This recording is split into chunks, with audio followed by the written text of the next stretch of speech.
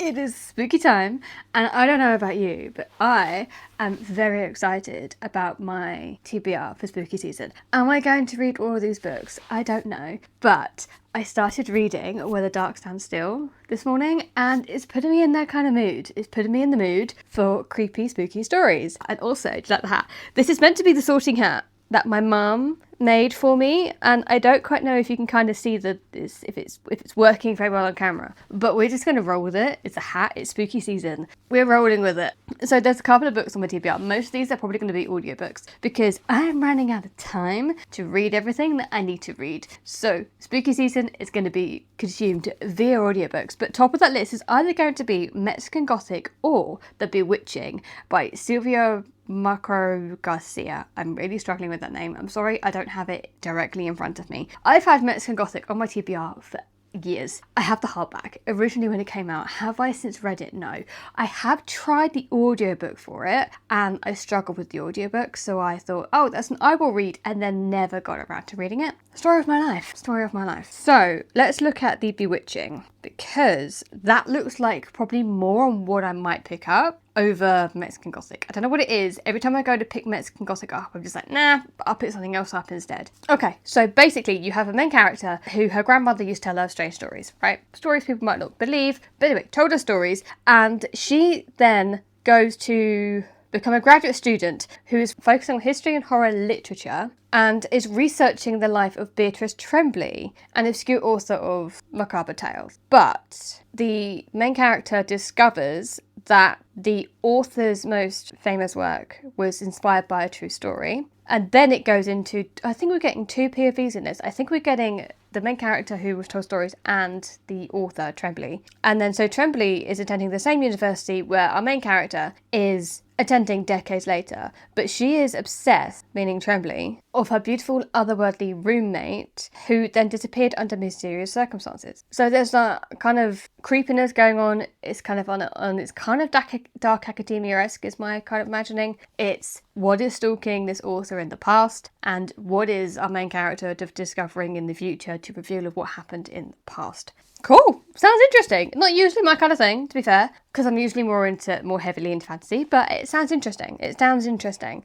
And a most recent edition, which I just found out today, which is A Resistance of Witches, and it's a historical fantasy debut set against the backdrop of World War II. That's another dinger. I love books that are set in the backdrop of World War I, World War II, any kind of war. I find them really, really fascinating. So there are a couple of witches. So the England have their witches, and it seems like Hitler has his own. And I'm hoping I can actually say these words on YouTube, because if not, I'm fucked. So there's the English witches, and they are trying to discover this book so it doesn't fall into Hitler's hands. But what is happening is one of his witches infiltrate the English witches and leaving their coven a little bit shaken. And with that, it forced the English witches to go into hiding for generations. Okay. But then they discover the Grimorium Bellum, an ancient book that leaves the trail of death and destruction wherever it goes. Lydia knows her mission has never been more urgent. Alone and woefully outnumbered, Lydia makes her way to the heart of occupied France, where she will find allies in Rebecca Kane, a fierce French resistance fighter with a secret, and Henry Bourdieu, a handsome Haitian-American art historian with a little magic of his own. Together they transverse the country, stalked by the natural and supernatural alike in search of the grimoire. But as Lydia soon discovers, finding the book is only half the battle. The Grimorium Bellum itself has a dark agenda. Lydia must subdue it before the witches of the Third Reich can use it, but she'll have to survive the book herself first. This sounds so interesting. It sounds so, do not tell me that does not sound interesting to you. I might have to pick that up next, because it is on Everend, so I might have to pick that one next. Another one on my list, which I believe a lot of people might have already read and already heard of, but that is The Incandescent by Emily Tesh. And apparently it's like Naomi Novik's Scholomance series meets plain bad heroines in this sapphic dark academia fantasy. Who doesn't like dark academia? Who doesn't like sapphic? Come on, we're already on a win. So we have a main character who is Dr. Walden, who is a director of magic at Chetwood Academy and one of the most powerful magicians in England. Cool, love that for her. But she is teaching A-level to a few students at this particular school, but also she's having to try and protect them from demonic incursions that seems to try keep getting into this school. But demons are masters of manipulation. It's her responsibility to keep her school with its 600 students and centuries-old legacy safe. And it's possible the entity Walden most needs to keep the school safe from is herself. Apparently it was really, really good. I just really want to read it. I don't know, it just sounds kind of something that is on my radar that I might try and get to this year. I don't know. Now, The Black Hunger by Nicholas Pullen I have seen around quite a bit, and I've yet to read it. I meant to read it last year and I never really got to it. So I'm putting it out here. I'm going to try and get it to this year. John Sackville will soon be dead. That's interesting, that's an opening. Shadows rise in the corners of his cell as he mourns the death of his secret lover, and the gnawing hunger inside him grows impossible to ignore. He must write his last testament before it is too late. It is a story steeped in history and myth, a journey from stone circles in Scotland to the barren wilderness of Ukraine where otherworldly creatures stalk the night, ending in the icy peaks of Tibet and Mongolia where an ancient event stirs. That sounds interesting. That's like a you're fighting a monster within yourself. Oh, I like these kind of stories, I think. I hope I do. I'm trying to get a little bit into more horror, because horror isn't really my genre. But like creepy fantasy, if it is more fantasy and then horror, I will like it. If it's horror first, fantasy last, I might not. But here we go. Here we go. That sounds interesting. Now, a friend of mine suggested Immortal Dark by Tigest Grammar because I was talking to her and we both kind of agreed there isn't enough gritty stories around Halloween and horror anymore. It's more like Uncharmed, Cozy Witches, all of this kind. I'm like, okay, great, I do like those stories, but I also like the deep, gritty, horrible stuff that is kind of an Empire the Vampire, but I want more of the gritty stuff. She said, read this, which apparently it's Cruel Prince meets Ninth House. In this dangerously romantic dark academia fantasy, where a lost heiress must infiltrate an arcane society and live with the vampire she suspects killed her family and kidnapped her sister. Already I'm intrigued. My friend, she has good taste.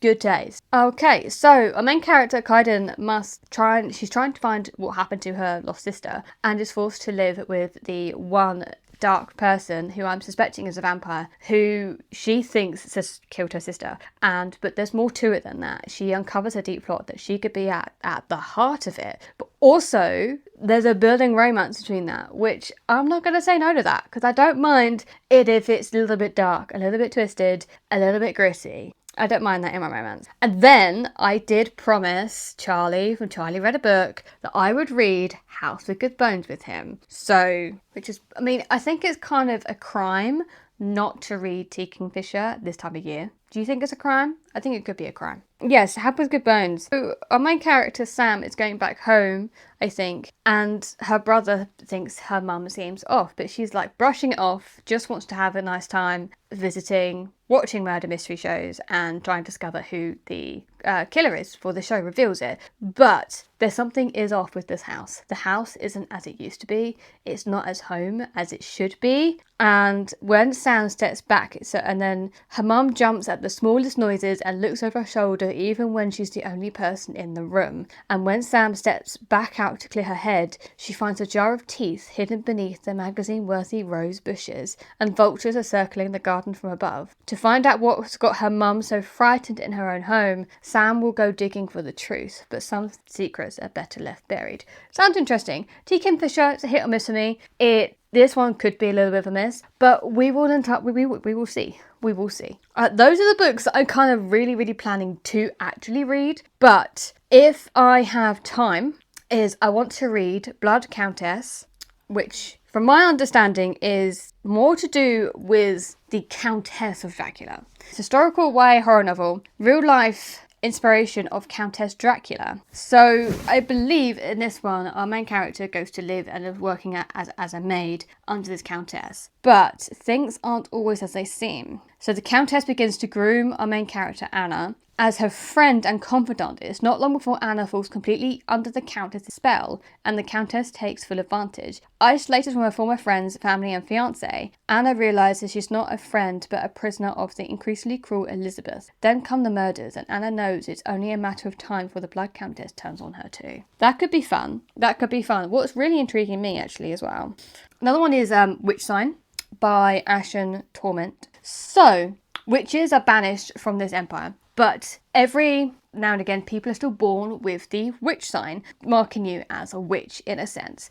And our main character's father tries to protect her sister from being taken by these government body people who tend to take all these people and they just kind of disappear. So they're assuming this is death, which naturally you don't see them again. Of course you would. But instead of her sister being taken, our main character is taken instead, which is interesting. But however, it is not death which awaits our main character, but an academy where the children with witch sign learn to master their powers, some at the cost of their lives. So he's okay. That's interesting. It is a bit YA, but it sounds interesting enough, and I think if it's told in the right way, it will hook me in. If it's not, it won't. Another one I do want to try is The Warm Hands of Ghosts by Catherine Arden, because I wasn't really a fan of The Bear and the Nightingale that she did. So I did want to give her another go, but I don't know if it's partly my mood or partly because how it was told, if it was just a bit too slow for my sort of taste in that kind of book. I don't know. So I do want to try it again. Or her again. So it's January 1918 and World War One. Anyway, there is this nurse who is wounded as she's trying to tend to the injured, and she got sent home. But she then receives word that her brother, who she left to fight, has died. But something doesn't seem right around his death, and she seems that she wants to discover what it is. What is the truth? So she volunteers at a private hospital in Belgium, but soon after arriving, she hears whispers about haunted trenches and a strange hotelier whose wine gives soldiers the gift of oblivion. Okay. Oh, wow. And then we have Freddie's point of view, which is her brother. November 19th. Oh, okay. So it goes back in time. Cool. We get both. Okay. It's one of those stories. I like that. So Freddie Ivans awakens after an explosion to find himself trapped in an overturned pillbox with a wounded enemy soldier, a German by the name of Hans Winter. Against all odds, the two men form an alliance and succeed in clawing their way out. Unable to bear the thought of returning to the killing fields, especially on opposite sides, they take refuge with a mysterious man who seems to have the power to make the hellscape of the trenches disappear. As shells rain down on Flanders and ghosts move among those yet living, Laura's and Freddie's deepest traumas are reawakened. Now they must decide whether the world is worth salvaging or better left idle. That sounds actually really interesting, far more interesting than Bear and the Nightingale. So yes, please, I think I will be reading that. I think I will. So, those are some of the books that I do kind of want to read on this spooky season. These are the books that are on my TBR. Will I get to all of them? Probably not. I'm hoping I'm going to get to my prioritize. That is the one word I really struggle to say. We're just going to roll with it. I'm hoping to get to my priority TBR spooky season first and kind of go from there. But yes, these are the books that are on my TBR. I hope they sound interesting to you. If you have read them, let me know. If you think there is a book you think I would really, really enjoy for this season, drop it down below. Because I'm such a massive mood reader, I could just throw this TBR out the fucking window and just read anything I want. So this is the vibe we're living at the moment. But yes, these are the books I'm going to try and attempt to read this spooky season. And hopefully I will read and absolutely adore them. But anyway, I hope you enjoyed. Like and subscribe if you did. Hang around. And hopefully I will see you in the next one.